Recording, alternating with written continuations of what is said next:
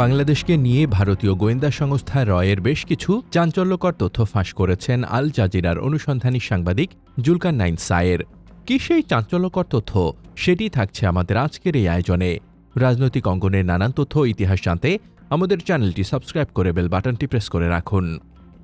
সায়ের লেখেন, ভারতে আওয়ামী লীগের প্রায় ৪৫,০০০ নেতাকর্মী অবস্থান করছেন, এমনটা জানা গেছে এ বছরের শুরুর দিকে।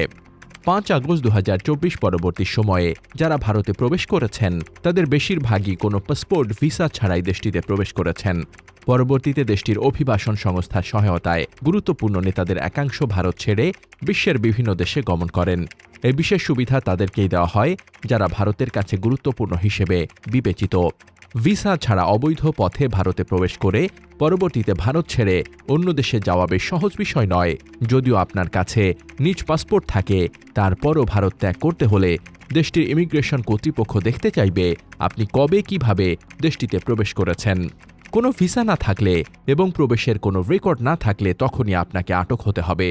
তবে দেশটির বিশেষ সংস্থার আশীর্বাদ থাকলে সেটা অন্য ব্যাপার। তখন আপনি অবৈধ পথে ভারতে ঢুকে নিজ পাসপোর্ট ব্যবহার করে ভারত থেকে থাইল্যান্ডেও যেতে পারেন। আর থাইল্যান্ড হতে ফ্রান্স, এবং এমন অনেকে আছেন যারা এমন সহায়তা পেয়েছেন। যে সকল ব্যক্তিবিশেষ দিনের পর দিন বাংলাদেশে ভারতের গোয়েন্দা সংস্থা রয়ের আগ্রাসী ভূমিকার কথা চটকিয়ে মুখে ফেনা তুলে ফেলেছে, তাদের কখনো ওই রয়ের কোনো সদস্য বা কর্মকর্তার ছবি অথবা বিস্তারিত পরিচয় প্রকাশ করতে দেখবেন না। বরং যখনই এদের কার্যক্রমের মুখোশ উন্মোচন হওয়ার অবস্থা হয়, তখন তারা হামলে পড়ে যে কিভাবে ড্যামেজ কন্ট্রোল করা যায়। সম্প্রতি নর্দমা প্রেমী কুখ্যাত একটি নর্দমার কিড বলার চেষ্টা করছে পার্শ্ববর্তী রাষ্ট্র হতে অনুপ্রবেশকারী আততায়ীদের সাথে কার্যক্রম নিষিদ্ধ সংগঠনের আততায়ীর কোনো সম্পর্ক নেই। সে যেহেতু সর্বদা পশ্চাৎপদ দিয়ে আলাপ তোলে, তার ভাষ্য হইল ওসমান হাদিকে হত্যার উদ্দেশ্যে আক্রমণ করা খুনি চক্রকে নাকি আড়াল করার চেষ্টা করা হচ্ছে।